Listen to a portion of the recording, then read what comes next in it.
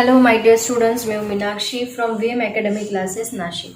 बच्चों, हम देख रहे हैं क्लास 11 का चैप्टर 9 प्रोबेबिलिटी और आज है उसका लेक्चर नंबर 6 जिसमें हम टॉपिक स्टडी करने वाले हैं बेस थ्योरम एंड देन हम स्टार्ट करेंगे इससे रिलेटेड एक्सरसाइज 9.4। तो सबसे पहले बेस थ्योरम देखते हैं कि क्या है एग्जैक्टली, उसके बाद हम लोग एक्सरसाइज 9.4 स्टार्ट करेंगे। बच्चों, सबसे पहले बेस थ्योरम का स्टेटमेंट देखो क्या है।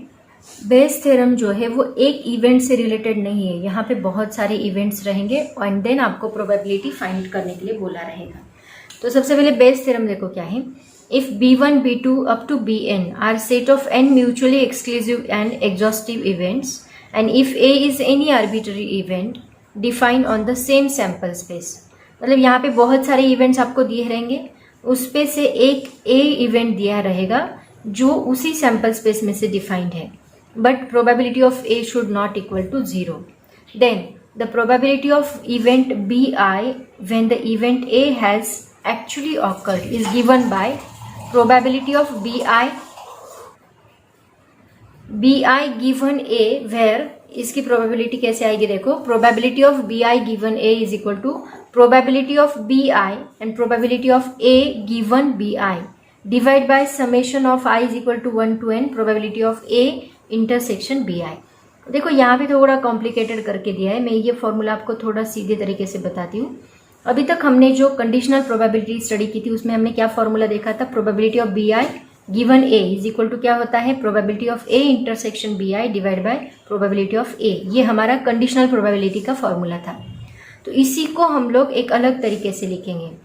जैसे कि probability of A intersection B को हम कैसे लिखेंगे, ये पी ए को इधर शिफ्ट करो, तो ये पी ए को अगर हमने इधर शिफ्ट किया तो इधर शिफ्ट करने के बाद ये क्या बनेगा, probability of A into probability of B I intersection A. इसका मतलब इसकी जगह पे यहाँ पे हमने ये पुट किया है, ये इधर शिफ्ट किया तो यहाँ पे ये मिलेगा, राइट ना। तो इसकी जगह पे हमने इसको पुट किया और प्रोबेबिलिटी ऑफ ए हमने क्या लिखा, दैट इज दिस वन।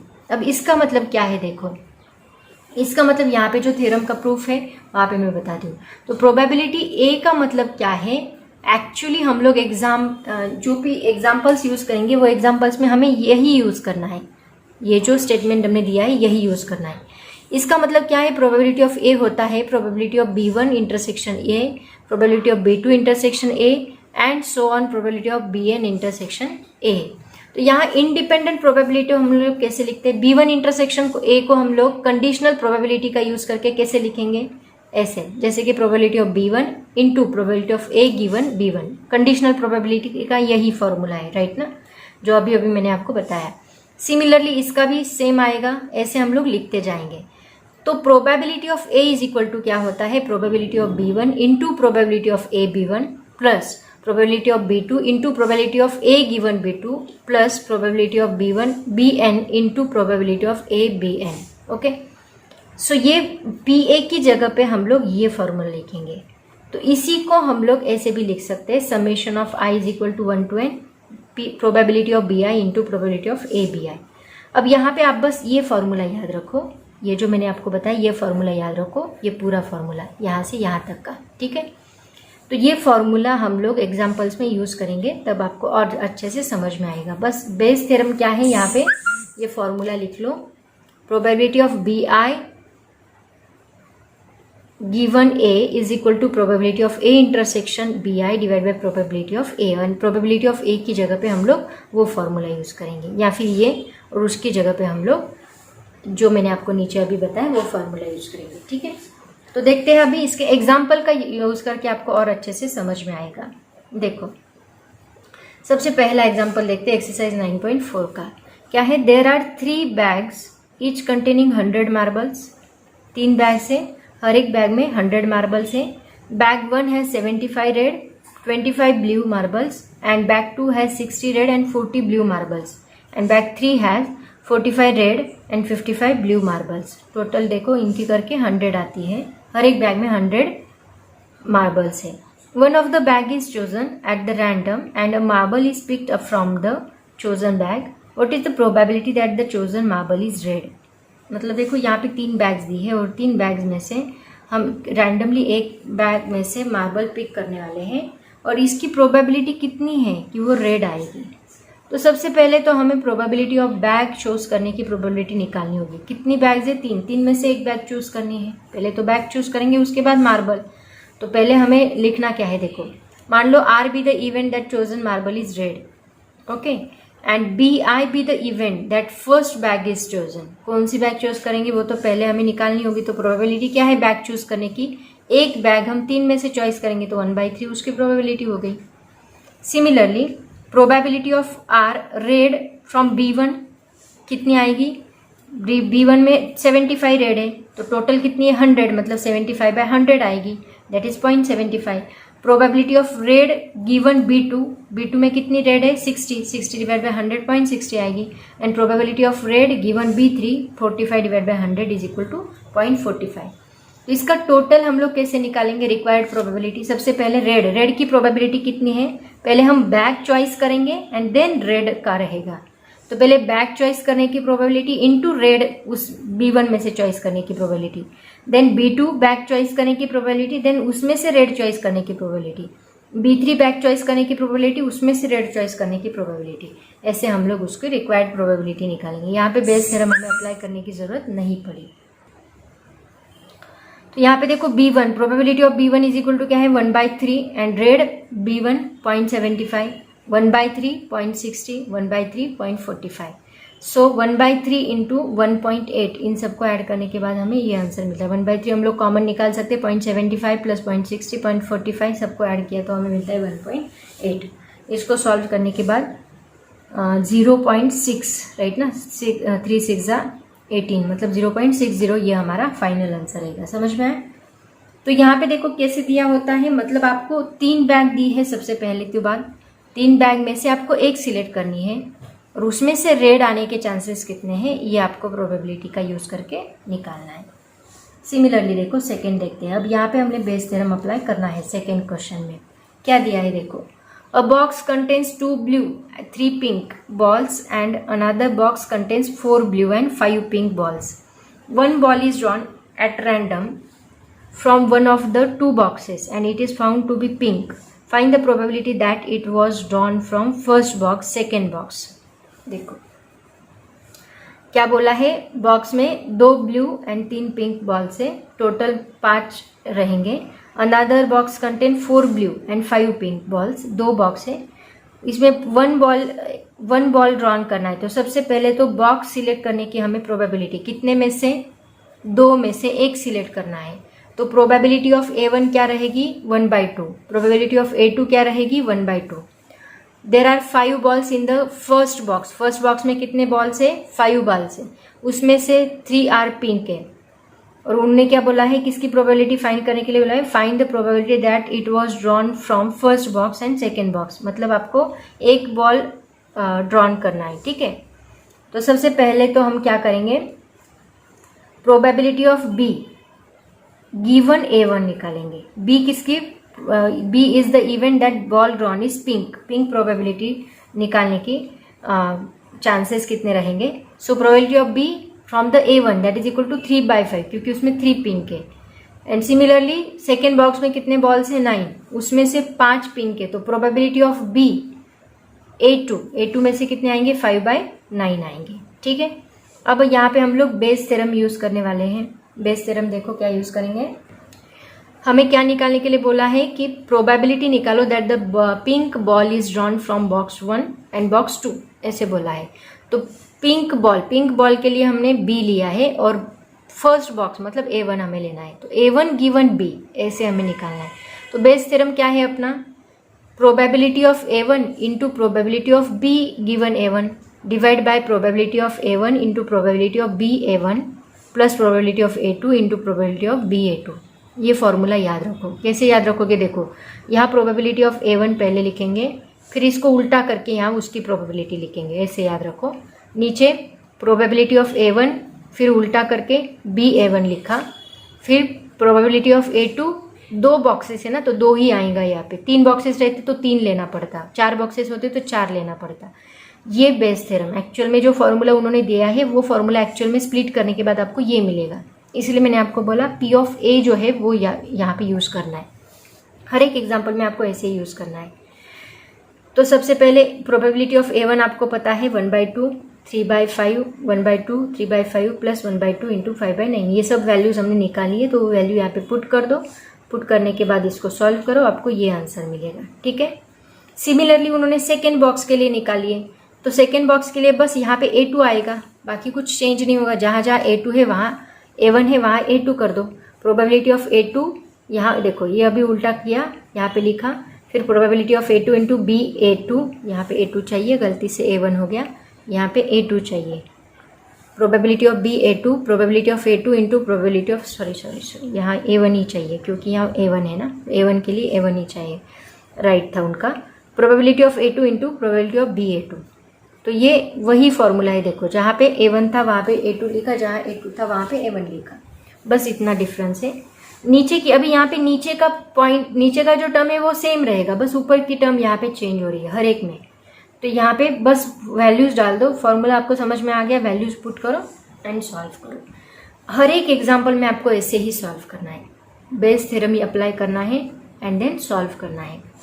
अब यहाँ पे देखो, there is a working womens hostel in a town where 75% are from neighbouring town, the rest all are from the same town. 48% of women who hail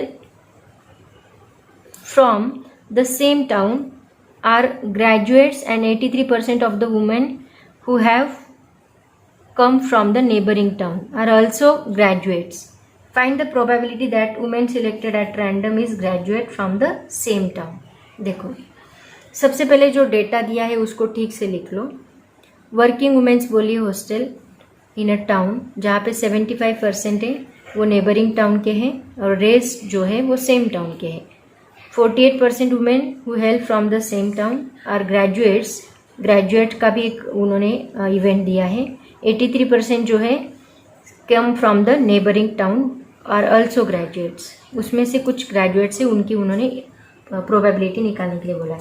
उन्होंने बोला कि find the probability that woman selected at random is a graduate from the same town. Woman selected at random graduate from the same town. अब देखो यहाँ पे हमें event लेने हैं। सबसे पहले तो वुमेन नेबरिंग टाउन के है उसका एक इवेंट आएगा, सेम टाउन के है उसका एक इवेंट हम लोग लेंगे, देन ग्रेजुएट का एक इवेंट रहेगा, 3 इवेंट रहेंगे यहाँ पे, सेम टाउन के, नेबरिंग टाउन के, ग्रेजुएट के। ओके, तो देखो कैसे निकालेंगे। सबसे पहले तो नंबरिंग दे दो, सिंबल्स दे दो। Let total number of women कितनी है 100, तो एन ऑफ एस क्या आएगा हमारा 100 आएगा। तो N be the event that women are from neighbouring town, W be the event that from same town and women are graduates. So number of women from neighbouring town, so N of N is equal to क्या दिया है 75 दिया है, 75% बोला है actually उन्होंने, तो हम लोग यहाँ पे लेंगे 75। सिमिलरली सेम टाउन की कितनी बोली है 75, अगर नेबरिंग टाउन की है तो उसमें से 25 जो है वो सेम टाउन की रहेगी। So number of women from same town that is NW is equal to 25। So probability of N is equal to क्या आएगा NN divide by NS is equal to 75 divide by 100 and NW probability of women that from same town क्या आएगा that is NW divide by NS is equal to 25 by 100। Okay, अब यहाँ पे हमें क्या निकालना है probability of graduate from neighbouring town, graduate from same town, मतलब गिवन प्रोबेबिलिटी कंडीशन दी है वो निकालनी है। तो कैसे निकालेंगे, ग्रेजुएट फ्रॉम नेबरिंग टाउन मतलब number of G divide by N divide by number of S, वो कितना बोला है उन्होंने, ये 83 दे के रखा है, ऑलरेडी दी है इसकी वैल्यू 83 डिवाइड बाय 100।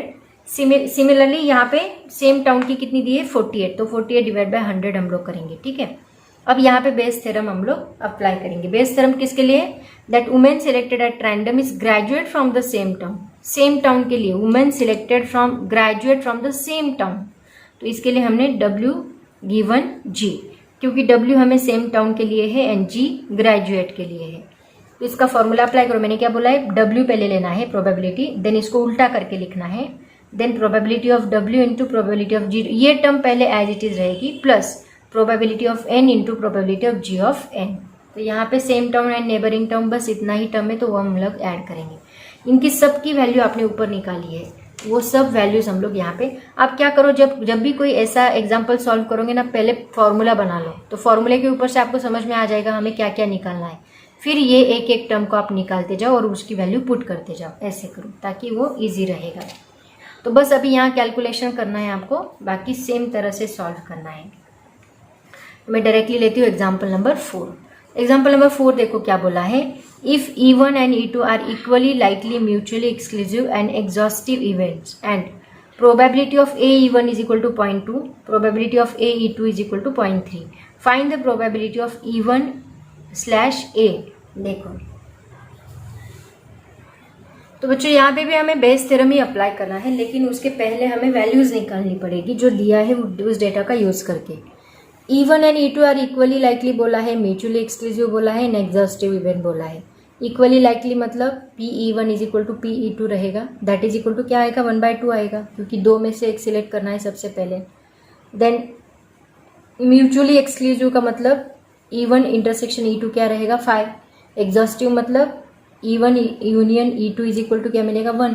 तो ये जो वैल्यू हमें जो डेटा दिया है उसका हमें ये उसके ऊपर से हम लोग ये गिवन लिख सकते हैं। अब हम लोग निकालेंगे बेस थ्योरम में हमें क्या क्या लगने वाला है। आपको अगर E1/A निकालना है, E1 गिवन A निकालना है, तो उसके लिए आपको A गिवन E1 लगेगा, A गिवन E2 लगेगा, तो वो पहले निकाल लो कंडीशनल थ्योरम का यूज करके। A गिवन E1 क्या आएगा, A intersection E1 divide by probability of E1 is equal to 0.2, that is equal to 2/10। A intersection E2 divide by probability of E2 is equal to 0.3 is equal to 3/10। तो ये values हमें मिल गई ये दोनों की। Probability of E1 पता है, probability of E2 पता है, ये दोनों पता है, तो इसका यूज करके आप लोग बेस थ्योरम अप्लाई करो। अभी क्या है देखो Bayes theorem, probability of E1 given A is equal to probability of E1 into probability of A into divide by E1। वही फॉर्मूला बार बार यूज हो रहा है। प्रोबेबिलिटी ऑफ E1 हमें पता है, ये पता है, ये पता है, ये पता है, सब वही फॉर्मूला वापस यूज किया बेस थ्योरम का, सभी वैल्यूज पुट की, वैल्यूज पुट करने के बाद आपको 0.4 ये आंसर मिलेगा। बस ये तो कैलकुलेशन का पार्ट है, वो आप लोग कर सकते हो। सेम आगे का एग्जाम्पल है, देखो क्वेश्चन नंबर 5 क्या दिया है, jar 1 contains 5 white and 7 black balls, jar 2 contains 3 white and 12 black balls, a fair coin is flipped, if it is head a ball is drawn from jar 1 and if it is tail a ball is drawn from jar 2। Suppose यहाँ पे दो event हम लोग लेंगे, देखो क्या बताती हूँ मैं आपको। Suppose that this experiment is done and a white ball was drawn, what is the probability that this ball was in fact that from jar 2। मतलब वाइट निकालना है जार 2 में से, ये हमें निकालना है। मतलब आप क्या लिखोगे, probability of J2 given white, ऐसे। ओके तो पहले फॉर्मूला देख लो, आपको क्या क्या निकालना है। हमें निकालना क्या है, वाइट फ्रॉम द जार 2, तो J2 divide by J2 given white W, ऐसे हमें निकालना है। तो फॉर्मूला क्या बनेगा इसका, प्रोबेबिलिटी ऑफ J2 उल्टा करके लिखो W/J2, probability of J1 probability of W/J1, probability of J2 probability of W/J2। Okay इसका मतलब आपको W/J1 निकालना है, W/J2 निकालना है, probability of J1 probability of J2 निकालना है, ये सभी वैल्यूज हमें निकालनी है। तो देखो कैसे निकालेंगे, ऑलरेडी देख के रखा है गिवन, उसी के ऊपर से हम लोग इसको निकालेंगे। तो सबसे पहले J1 क्या है, देखो event that ball drawn from jar 1, right, jar 1 में से हम लोग बॉल ड्रॉ करेंगे, उसका J1 इवेंट हमने कंसिडर किया। J2 ball drawn from jar 2, तो probability of J1 and probability of head is equal to क्या आएगा 1/2, दो में से एक निकालना है तो 1/2। सिमिलरली इसका भी टेल 1/2, हेड आया तो J1 में से निकालना है और टेल आया तो J2 में से निकालना है। तो ये उन्होंने गिवन दिया है तो उसका यूज़ करके हमें निकालना है। तो W is equal to ball drawn is white, तो W/J1 क्या आएगा, कितने बॉल दिए हैं, 5 वाइट है ना, फर्स्ट जार में 5 वाइट दिए देखो, तो 5C1 आएगा, डिवाइड बाय 12C1 आएगा, J1 में से निकालना है। तो टोटल कितने हैं, 7 + 5 that is 12, that is 12C1 that is equal to 5/12। Similarly यहाँ पे वाइट एंड J2, तो J2 में कितने हैं वाइट 3, तो यहाँ पे हम लिखेंगे 3C1, और टोटल कितने हैं 15, तो हम लिखेंगे 15C1। तो 3 divide by 15 is equal to 1/5, ये हमें आंसर मिलेगा। सब वैल्यूज मिल गई, बस अभी बेयस थ्योरम यूज करो, बेयस थ्योरम में सभी वैल्यूज पुट कर दो एंड देन 1 बाय 1 उसका आंसर सॉल्व करो। ठीक है, ये रहा क्वेश्चन नंबर 5। ऐसे ही आपको सॉल्व करना है क्वेश्चन नंबर 6। मैं क्वेश्चन नंबर 6 आपको बताती हूँ, उसका स्क्रीनशॉट आप लोगे और उसको सॉल्व करोगे। सेम तरीके से आपको सॉल्व करना है। Question number 6 always also question number 7 थोड़ा अलग है, वो भी सेम तरीके से सॉल्व करना है। एक्चुअली कुछ भी उसमें प्रॉब्लम नहीं है, तो इसका स्क्रीनशॉट ले लो। देखो ये क्वेश्चन नंबर 6 है, इसको ठीक से पढ़ो, स्क्रीनशॉट निकाल लो। ये उसका आंसर, ये पहला 2 है, उसमें 2 निकालने आपको। स्क्रीनशॉट निकाल लो इसका भी स्क्रीनशॉट निकाल लो। क्वेश्चन नंबर 7 भी आप लोग करोगे, इसका भी स्क्रीनशॉट निकाल लो।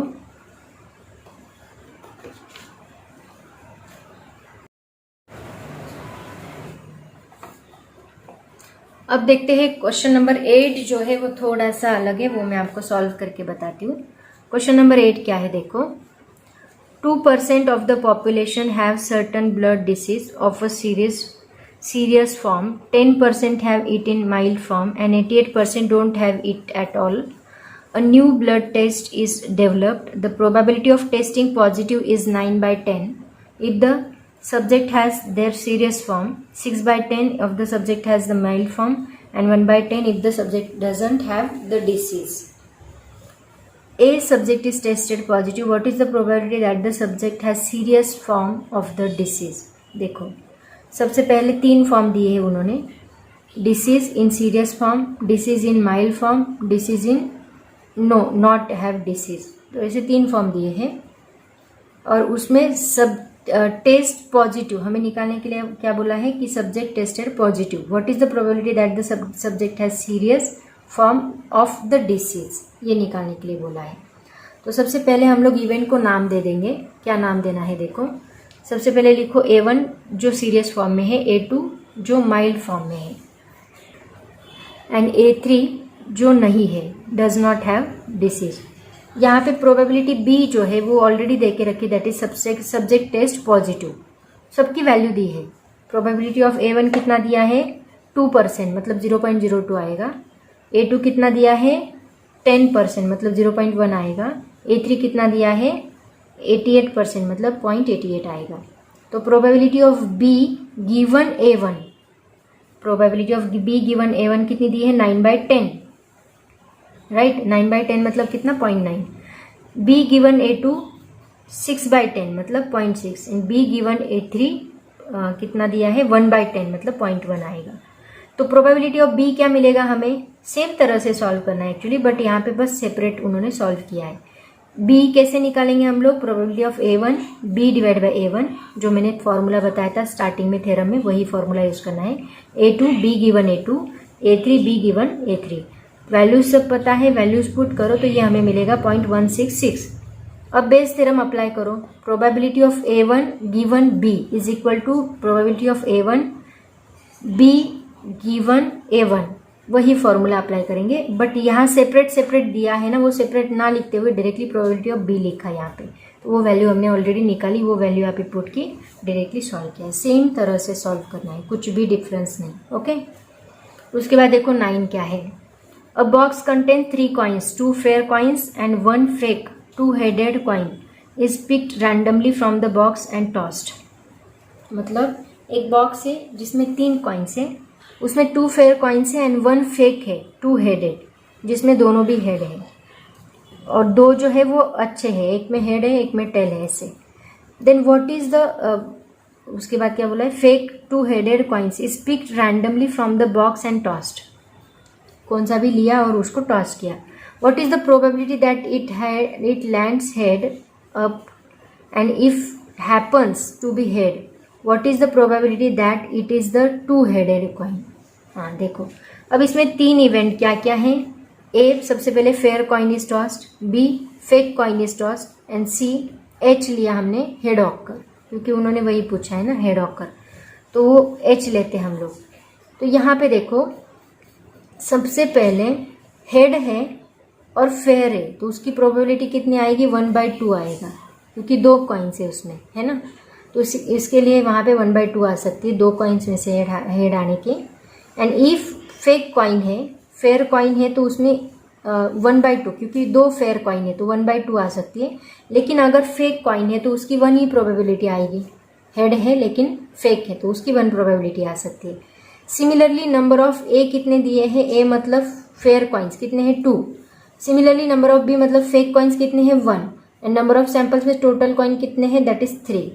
सो प्रोबेबिलिटी ऑफ ए कितनी रहेगी, number of A divide by number of S is equal to 2/3। Probability of B कितनी रहेगी, number of B divide by number of S is equal to 1/3।